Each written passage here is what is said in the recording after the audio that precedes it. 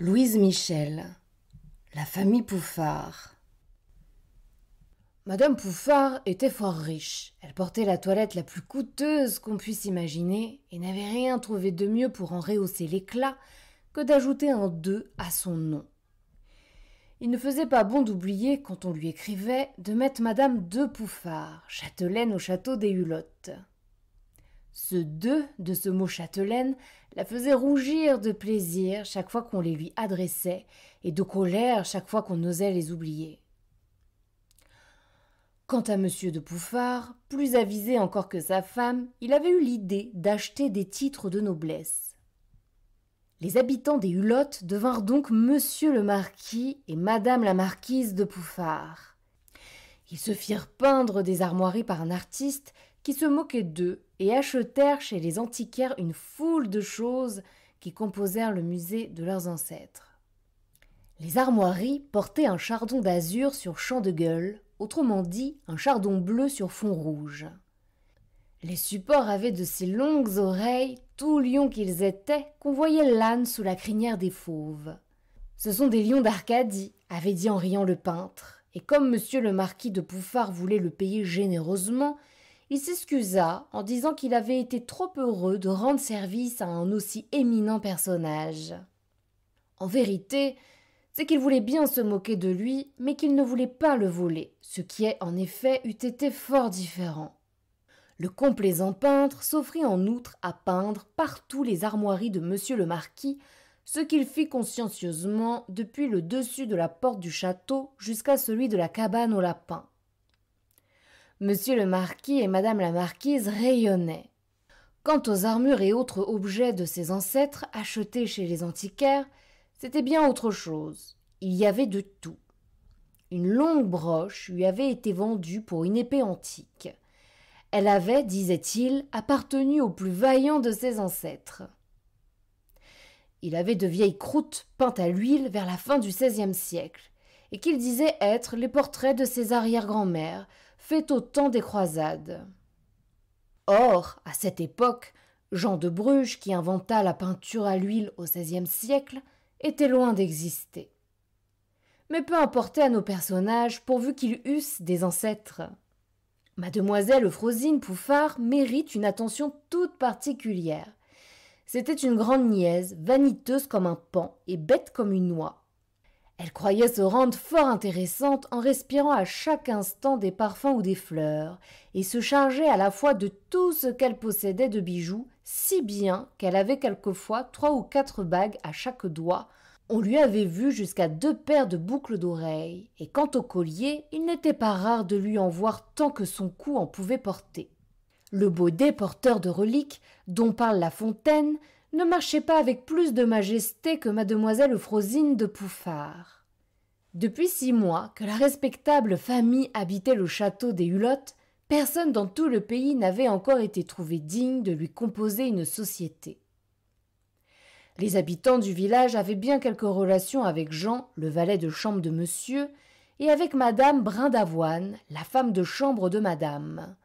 Mais les domestiques étaient aussi imbéciles que leurs maîtres, et la curiosité des paysans n'avait pas eu d'autre satisfaction que de savoir ceci.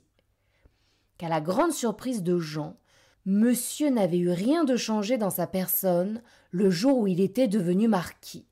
Pour mademoiselle Sylvie, la femme de chambre de mademoiselle, elle était trop délicate pour causer jamais avec les gens du commun. Le reste de la maison ne s'occupait absolument que de boire, manger et dormir, ce qu'ils appelaient mener la vie de château. Il ne manquait plus pour compléter la maison de Pouffard qu'une institutrice pour mademoiselle Euphrosyne. On fit venir de Paris une jeune orpheline qui avait passé d'une manière assez brillante ses examens dans l'année. Rose André était intelligente, dévouée, fière et ferme. Elle n'eut donc pas de peine à juger chez qui elle était tombée et encore moins à prendre son parti. Comme elle ne reculait jamais devant les difficultés, quand il y avait du bien à faire, elle résolut d'arracher Euphrosyne à l'imbécilité et peut-être de diminuer celle de ses parents. bien résolue du reste, en cas de non-réussite, à reprendre le chemin de Paris où elle serait plus utile dans l'éducation publique qu'elle ne pouvait l'être là, dans l'éducation particulière. L'entreprise était hasardeuse. C'était le cas de commencer de suite afin de ne pas perdre de temps. Il fallait faire naître ou saisir l'occasion de les désabuser et de les dégoûter par quelques expériences amères de leurs préjugés. C'est le moyen qu'on emploie pour les petits enfants. L'eau mouille, leur dit-on, le feu brûle, et on trempe leurs petites mains dans l'eau froide ou on l'approche de la chaleur. On aurait pu dire à la famille Pouffard, la vanité expose à bien des ridicules. L'occasion ne se fit pas attendre. Rose André avait reçu d'une de ses élèves de Paris une lettre charmante. Elle la laissa traîner à dessein. L'enfant n'avait pas 10 ans. Elle racontait, avec la naïveté de la première jeunesse, mais aussi avec une raison déjà forte, sa vie d'études et sa franche gaieté. Madame de Pouffard, curieuse à merveille, ramassa la lettre, la lut et demanda à Rose quand elle pensait que sa fille pourrait en écrire autant. « Je ne sais pas, madame, dit-elle, puisque vous m'avez bien recommandé de ne la faire travailler que quand elle le voudrait. »« Et quel âge a votre élève ?»« 10 ans, madame. »« C'est sans doute, dit madame de Pouffard, quelque fille de la haute noblesse. »« Oh, son père est tout simplement serrurier, répondit Rose. Madame de Pouffard s'enfuit en fermant la porte avec violence. Lorsque sa première colère fut calmée, elle appela Euphrosyne et lui dit « Mon cher trésor, tu devrais un peu travailler. Il y a des filles d'ouvriers qui sont plus avancées que toi. » C'était la première fois qu'elle lui parlait de travail. Euphrosyne regarda sa mère avec étonnement. « Travailler, dit-elle ? Est-ce que je n'ai pas une maîtresse pour m'apprendre tout cela ?» Madame de Pouffard, toute sotte qu'elle était, sentit bien qu'avec un pareil raisonnement, sa fille ne ferait pas grand progrès. Mais elle crut l'avoir assez moralisée ce jour-là, et elle pensait vaguement qu'à force de tourmenter Rose André, celle-ci inventerait quelques moyens pour que la science vînt tout de suite. Euphrosyne méritait bien qu'on fît cela pour elle. Pendant plusieurs jours, la marquise de Pouffard parla des découvertes prodigieuses qu'on avait faites et qu'on faisait encore. Elle confondit la vapeur avec l'électricité, attribua l'imprimerie à Christophe Colomb, la découverte de l'Amérique à Gutenberg, mais cette éloquence fut perdue, Rose ayant dit froidement que toutes ces choses avaient été trouvées justement par leur probabilité presque incontestable, tandis que d'autres étaient tout d'abord trouvées impossibles par le bon sens. Madame de Pouffard, peu satisfaite, se plongea dans la lecture d'un journal de mode qu'elle aimait beaucoup, La Feuille des Grâces. Monsieur de Pouffard reprit l'examen de ses propriétés dont il avait fait faire les plans soigneusement coloriés. Rose reprit un ouvrage d'éducation auquel elle travaillait après avoir prévenu mademoiselle Euphrosyne que cet ouvrage l'amuserait peut-être et qu'elle lui en expliquerait les premières pages avec plaisir lorsqu'elle voudrait travailler. « Je disais à mes élèves de Paris, continua-t-elle, de manière à être entendue de madame Pouffard, que l'étude est obligatoire comme l'honnêteté. C'est pourquoi, grâce à leur bonne volonté, elles s'instruisaient assez rapidement. » Puis elle ajouta d'un ton plus ferme « S'il en eût été autrement, je n'aurais pas dû m'occuper d'elle davantage. » Euphrosyne continua d'enfiler des perles de verre, et madame Pouffard s'embrouilla dans les phrases de la Feuille des Grâces, ce qui fut cause qu'ayant lu « On orne les coiffures de quelques gerbes folles » au lieu de « herbes folles », la châtelaine des Hulottes se fit faire pour le dimanche suivant 6 grosses gerbes artificielles dont elle orna son chapeau. Cependant, elle commençait à se demander quand il conviendrait à Euphrosyne de travailler et à s'impatienter beaucoup contre Rose André. Celle-ci, ayant prévenu son élève que si dans 8 jours elle n'était pas décidée à travailler, il serait de son devoir d'aller retrouver celle à qui son aide serait plus utile, se rendit auprès de madame de Pouffard et lui dit que cette décision n'était point une menace pour obliger l'enfant à l'étude, mais un parti pris irrévocable. Elle termina en conseillant à madame la marquise de prendre pour Euphrosyne une institutrice fort âgée, ayant besoin de repos, car toutes celles qui aiment la vie active ne pourraient s'accoutumer à une élève dont la principale occupation est d'enfiler des perles. Madame de Pouffart, suffoquée d'étonnement et de colère, répondit qu'elle allait réfléchir et, comme à son ordinaire, sortit en fermant la porte avec fracas. C'était son argument le plus fort. Le marquis de Pouffart, interrogé, répondit que, dans toutes les grandes familles, l'éducation des filles regardait la mère, qu'il n'avait donc pas à s'en occuper. Et pour se soustraire aux importunités de madame son épouse, il prit son fusil et s'en alla chasser dans ses terres. Le marquis de Pouffart visait assez bien. Il aimait à tirer l'oiseau qui vole avide d'espace pour ses ailes, peu lui importaient les gémissements du nid. Bien des gens ne comprennent pas, et ils ont raison, que le plomb serve à autre chose qu'à détruire des animaux malfaisants. Le marquis de Pouffart avait autre chose à penser. Il commençait à s'ennuyer de la solitude et méditait des fêtes et des chasses qui fissent parler de lui fort longtemps dans tout le pays. En effet, on ne devait pas l'oublier, car on en rit encore. Le marquis fit donc prendre de nouvelles informations, et ayant acquis la certitude que lui seul était titré dans la contrée, il résolut de choisir le meilleur de ce fretin et de lancer des invitations dans le grand monde de Paris. C'était justement l'automne, saison des chasses. On devait pendant 8 jours explorer ces bois, et tous les soirs on s'amuserait au château, où la table devait être servie somptueusement. On demanda à Rose Andrée le délai de la fête, et l'occasion lui parut favorable pour qu'Euphrosyne changeât de conduite ou qu'elle l'abandonnât. Ces choses bien arrêtées, on s'occupa des invitations. Dans le pays, elles furent clairsemées, encore les invités ne purent-ils venir tous, ayant autre chose à faire, et puis quelques erreurs eurent lieu. Ainsi, sur l'invitation du médecin, comme il n'y avait aucune indication que ce fût le père ou le fils, et que ce dernier venait également d'être reçu docteur, ce fut lui qui céda à la curiosité de voir les habitants du château. C'était un jeune homme qui travaillait de toutes ses forces, mais qui riait de même. Mauvaise chance pour le marquis et sa famille. Ce jeune homme se nommait Paul Martin. Devinant bien que l'invitation pouvait bien avoir été adressée à son père, il eut l'idée d'y faire joindre d'autres erreurs semblables. C'était facile. Le fils du juge de paix, le frère du maître d'école et 2 ou 3 jeunes gens se trouvèrent ainsi substitués à leurs parents. Pendant que Paul Martin dirigeait ce complot, les invitations de Paris allaient leur chemin. On consulta Rose, mais en fait de gens du grand monde, elle ne put guère qu'indiquer les noms.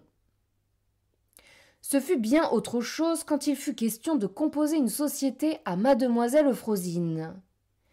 Bien peu d'enfants étaient titrés parmi celles que connaissait Rose. Madame de Pouffart, qui était fort curieuse, voulut bien faire une exception en faveur de Céline, la petite fille à la lettre, mais les compagnes d'Euphrosyne ne se trouvèrent en tout qu'au nombre de 4 ou 5. Le grand jour arriva. La famille de Pouffart, n'ayant guère songé que les enfants ne voyagent pas seuls, avait oublié d'arranger les choses en conséquence. Toutes les petites invitées restèrent donc chez elles. Céline seule ayant été expressément demandée par Rose, fut amenée par sa mère et remise entre les mains de l'institutrice. La mère de Céline avait deviné un petit service à rendre et n'avait pas voulu le refuser. La marquise de Pouffart fut un peu mortifiée de l'absence des petites filles et du départ de la mère de Céline, mais elle pensa n'avoir point commis d'autre bévue. Elle avait eu la chance que sa société, à elle, mesdemoiselles de la Truffardière et mesdames Picador de Bétanville, n'ayant jamais rien à faire, vinrent voir ce que c'était que cette invitation qui leur tombait du château des Hulottes. On avait appris, le matin, que le médecin avait une fille de 11 ans, Noémie Martin. Rose rédigea donc au nom de son élève une jolie petite lettre pour lui expliquer qu'au moment même on venait d'apprendre l'arrivée pour les vacances de la petite voisine et qu'on la priait instamment de venir avec madame Martin. Puisqu'on invitait Paul et Noémie, il devenait d'autant plus clair que le châtelain des Hulottes organisait des parties de vacances pour quelques fils ou neveux en même temps que pour sa fille. « Nous allons bien nous amuser et nous rirons joliment », dit le grand rieur de Paul en prenant par la main sa grosse petite sœur. Grand fut le désappointement de monsieur le marquis quand Paul et ses amis, munis de leur invitation, se présentèrent avec Noémie coiffée de son grand chapeau de paille à couronne de coquelicots et vêtue de sa plus fraîche robe de mousseline. Madame Martin avait été négligée, comme trop provinciale ainsi que les autres dames du pays, et elles étaient un peu les complices de leur fils. Paul et ses amis n'étaient guère des compagnons à offrir à messieurs Ganachon de Volambois et Pompilius d'Écorchoison, mais la bévue était commise, il fallait la boire. Ces messieurs furent invités pour commencer la journée à passer dans la salle des ancêtres, c'est ainsi qu'on nommait le musée. Pendant ce temps, mesdames de la Truffardière et de Bétanville avaient suivi la marquise au salon où elle leur faisait admirer les incrustations du piano, la dorure des cadres et une foule d'autres belles choses. D'autres se seraient ennuyées à mourir, mais mesdames de Truffardière et de Bétanville savaient qu'elles trônaient dans un château. Elles n'avaient pas encore eu le temps de s'apercevoir d'autre chose. Rose André avait emmené au jardin Céline, Noémie et Euphrosine. Cette dernière, en dépit de sa bêtise, s'amusait presque de la gaieté de ses deux compagnes, car les deux enfants avaient de suite été fort camarades. Elles entraînaient dans la joie franche de la conversation Euphrosine, quoiqu'elle fût tout étourdie d'entendre d'autres discours que ceux de sa mère et de Sylvie. Cette première heure était le commencement d'un triomphe. Le dîner arriva, les mets étaient entassés avec une telle profusion qu'il y eut pour 4 heures à les voir défiler et absorber en partie. Les jeunes gens eurent un peu pitié des maîtres de la maison et causèrent de manière à ce qu'ils crurent eux-mêmes être aimables. Messieurs Ganachon de Volambois et Pompilius d'Écorchoison mangèrent beaucoup. Mesdames de la Truffardière et de Bétanville minaudaient en compagnie de la marquise et jouaient avec des bouquets des champs en récitant de doucereuses pièces de vers sur les fleurs et la beauté. Lors même qu'elles eussent été belles, leur bêtise les eût défigurées, et en fait de comparaison avec les fleurs, il vaut mieux ressembler à quelque chose de moins fragile et de plus intelligent. Les petites filles, placées près de Rose, faisaient le moins de bruit possible pour ne gêner personne. Quant à Euphrosine, n'ayant point la coutume de s'occuper des autres, elle tenait largement sa place, quoique Rose l'avertît de temps à autre. Un de ses traits d'esprit les plus marquants, mais qui fit rougir ses parents jusqu'au blanc des yeux, suivant la remarque de monsieur Ganachon de Volambois, fut celui-ci. « Tiens, papa, je croyais que d'être princesse, ça s'achetait comme tu as fait pour devenir marquis, mais que ça coûtait plus cher. » Ressentit qu'il y avait qu'à la laisser aller pour faire changer l'opinion de ses parents sur l'éducation. Un silence assez embarrassé suivit cette sortie. On venait justement de parler des croisades et monsieur le marquis avait raconté comme quoi son aïeul, Stanislas de Pouffard, y avait reçu la croix de Saint-Louis des mains même de Charlemagne, récit qui avait occasionné une vive sensation à tout le monde. Certes, il y avait de quoi. Monsieur de Pouffard, satisfait de l'effet qu'il produisait, ajoutait comme quoi son arrière-grand-mère Émiltrude de Paillenval, dame d'honneur d'Isabeau de Bavière, avait mérité la confiance et l'estime toute particulière de cette vertueuse princesse lorsqu'elle fut régente de son fils Louis IX. Et ce renversement monstrueux d'histoire faisait ouvrir à Céline et à Noémie des yeux immenses, tandis qu'une épouvantable envie de rire tordait toutes les bouches. La souffrance du pauvre marquis, après la sortie de sa fille, réprima l'hilarité générale. On trouva moyen de changer la conversation. Mais mademoiselle Euphrosine n'était pas accoutumée à ce que ces questions restassent sans réponse. Elle ne se découragea pas et reprit en criant plus fort. Pourquoi que tu ne me réponds pas? Et si ça s'achète, je veux que tu me fasses princesse pour ma fête. Dis papa, tu m'as bien acheté les diamants de ma grand-mère. Tu sais que tu disais, il faut que ça paraisse monté vieux.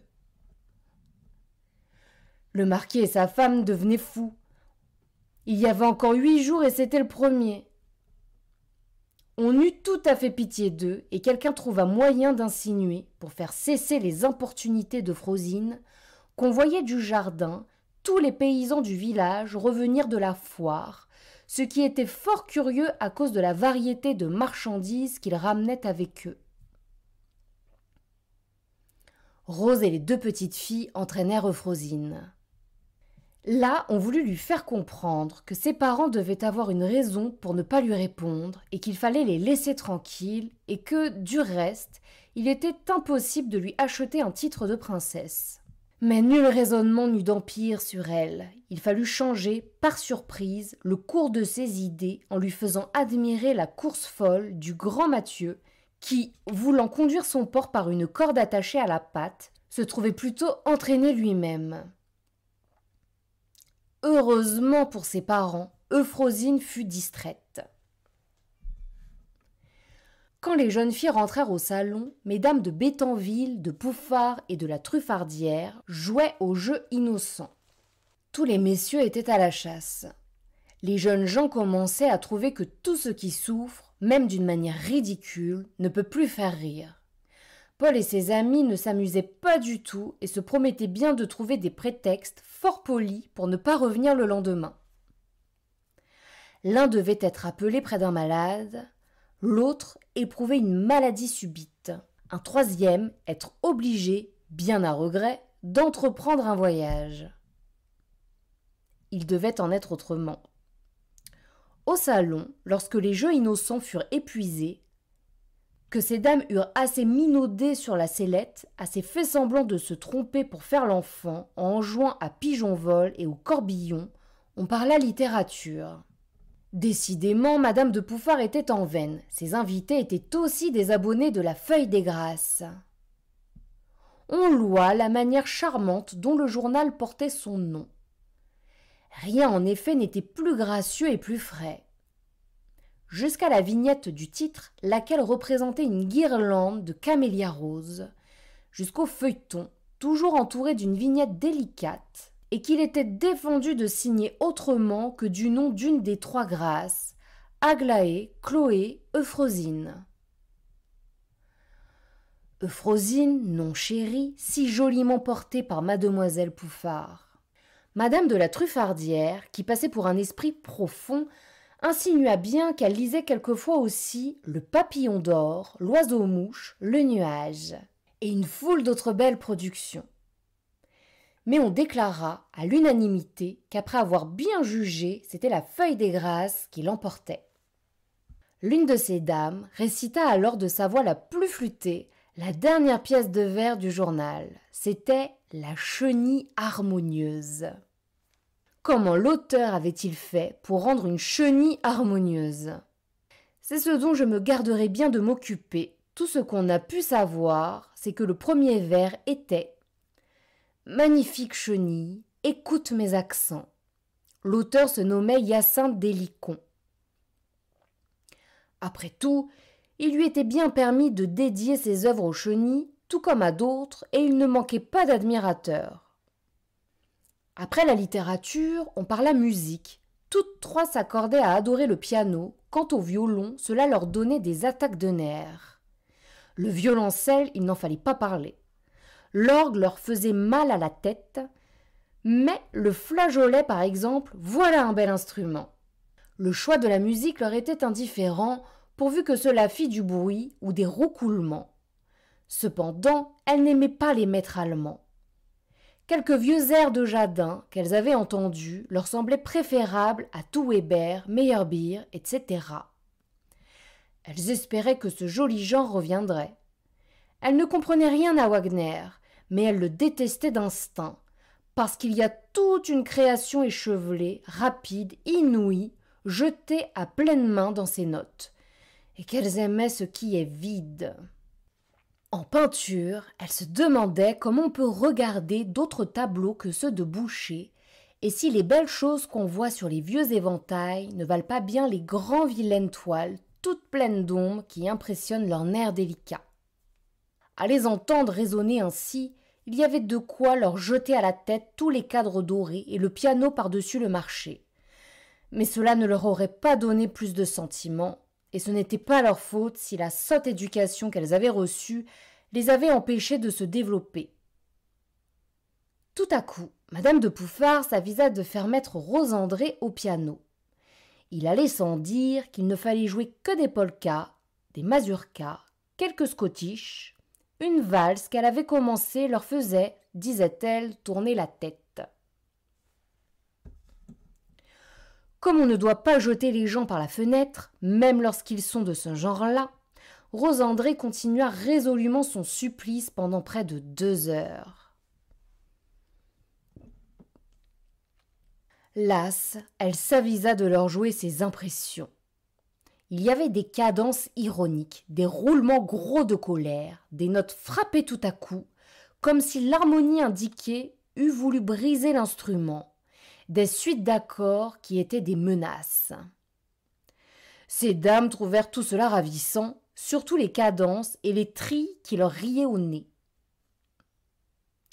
Madame de la Truffardière demanda si les petites étaient musiciennes. Céline était déjà assez forte. Noémie, quoique beaucoup moins, pouvait s'en tirer aussi. Autre désappointement pour Euphrosyne que la vanité punissait, en ce moment, de la paresse. Comprenant qu'elle avait assez souffert pour réfléchir un peu aux conséquences de sa fainéantise, Rose proposa aux enfants de chanter ensemble les rondes qu'elle savait pendant qu'elle les accompagnerait au piano. Cela eût amusé tout le monde. Elle était loin de supposer que Frosine ne savait pas même une ronde. C'était vrai pourtant. Mademoiselle de Pouffard avait passé sa vie se dorlotant dans sa riche oisiveté, comme un lézard au soleil. Que savait-elle? Ni travailler, ni jouer, ni penser, rien. Le soir était venu. Les chasseurs rentrèrent, ayant plutôt exploré les environs comme site que poursuivi les pauvres bêtes, au grand regret de monsieur le marquis de Pouffard, qui tirait bien, et de messieurs Ganachon de Volambois et Pompilius d'Écorchoison, qui, heureusement, tiraient mal. Quoique, n'ayant pu exercer son adresse devant ses hôtes, le marquis était radieux. C'est qu'il avait rencontré dans le grand chemin du bois un prince, un véritable prince, voyageant incognito et l'a mené au château. Le prince avait bien voulu consentir à y passer quelques jours, malgré les nombreuses occupations qui l'appelaient à Paris.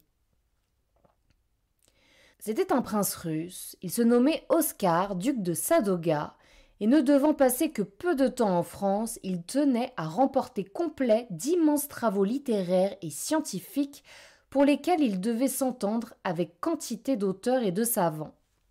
Le prince Oscar, duc de Sadoga, était déjà d'un certain âge. Il avait le front chauve, les yeux gris, fort intelligents, mais jetant un singulier éclat. Au lieu d'y lire la pensée, on voyait une lueur qui brillait beaucoup. Voilà tout.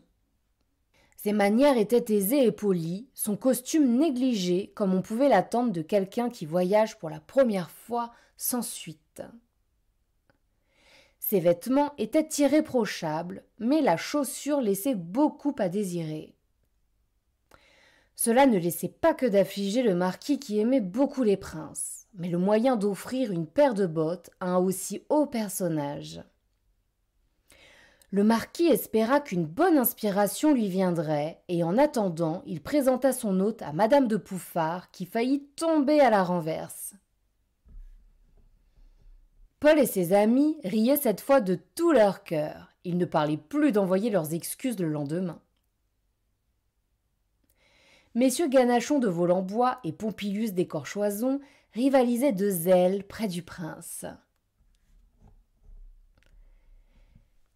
Mesdames de Bétanville et de la Truffardière grimaçaient leurs plus aimables sourires. Rose André, Noémie et Céline trouvaient que le duc Oscar de Sadoga avait suffisamment l'air d'un prince d'occasion pour qu'on pût mettre à sa disposition une paire de bottes. En résumé, le prince était aimable, spirituel, les raisons qu'il donnait de son voyage semblaient possibles, et pour les physionomistes, il ne pouvait être un voleur. Le caractère dominant de son visage étant l'honnêteté. Paul Martin prétendit que, chez le sujet, c'est ainsi qu'il appelait irrévérencieusement le prince, la manie des voyages avait un fort grand développement. Il remarqua en outre que son titre de docteur en médecine plaisait médiocrement au duc de Sadoga. Cependant, toute la maison avait été révolutionnée. Le salon avait des tentures, la cuisine faisait l'effet de 2 ou 3 fours tant elle contenait de rôtissoirs. Tous les domestiques allaient et venaient avec une activité bien plus grande encore que la veille. Mademoiselle Euphrosyne de Pouffart vint de ses belles mains présenter au prince une paire de chaussures, la plus belle qu'on eût pu trouver, pour le délasser du voyage, et le marquis vit avec joie que son Altesse avait daigné accepter, car il n'avait rien trouvé de mieux que d'envoyer sa fille, à laquelle, pensait-il, on ne pouvait rien refuser. Mademoiselle de Pouffart, qui comptait bien demander au duc de Sadoga comment on faisait pour devenir prince, était charmante avec lui. Après le souper, le prince ayant dit qu'il aimait les divertissements champêtres, on fit inviter tout le village à venir se rafraîchir et danser sous les arbres. Le frère du maître d'école, un peu musicien, envoya chercher son violon et joua avec beaucoup de verve de vieilles danses françaises. La farandole provençale, la pastourelle des troubadours, la danse des gavots montagnards, la sarabande espagnole. On allait commencer la bourrée d'Auvergne, contre laquelle madame la marquise de Pouffart eût bien crié, si le prince n'eût déclaré qu'il n'aimait que les danses populaires des provinces. Il n'y avait rien à dire contre une opinion aussi haute. Mesdames de la Truffardière et de Bétanville, messieurs Ganachon de Volambois et Pompilus d'Écorchoison dansaient avec rage. Mademoiselle Euphrosyne dansait. Paul et ses amis avaient l'air de danser, mais c'était pour cacher qu'ils riaient comme des fous. Le violon du maître d'école était si gai qu'il semblait rire aussi. Un cri de surprise partit aussitôt de toutes les bouches. Une troupe de gens armés avait envahi le parc. C'est qu'on avait retrouvé la piste d'un pauvre fou échappé d'une maison de santé depuis quelques jours grâce à l'un des vêtements d'un interne qu'il avait eu le talent de se procurer. Cet homme, ordinairement assez calme, malgré sa folie de voyage et son idée d'être prince, était cependant sujet à quelques accès d'une violence extrême. C'était son Altesse le duc Oscar de Sadoga, lequel fut réintégré dans sa maison de santé. Quel coup de théâtre! Madame de Pouffart en tomba malade subitement. La société n'eut donc pas le besoin d'excuses pour terminer ce soir-là toutes les fêtes. Chacun était mécontent, si ce n'est les rieurs. Madame de Pouffart se rétablit, mais il lui resta longtemps de la tristesse. Monsieur le marquis abandonnait la chasse et le musée de ses ancêtres, et Rose André fut obligée, pour les consoler, de leur dire qu'ils avaient plus gagné que perdu à cette aventure. Car mademoiselle Euphrosyne, un peu honteuse, fort dépitée et entraînée par l'exemple de Céline que Rose avait conservé quelques jours et de la petite Noémie qui venait travailler avec elle, mademoiselle Euphrosyne, disons-nous, avait commencé à s'instruire et elle y réussissait. Car on peut toujours faire bien et il n'est pas de si laide chenille qui ne devienne un joli papillon.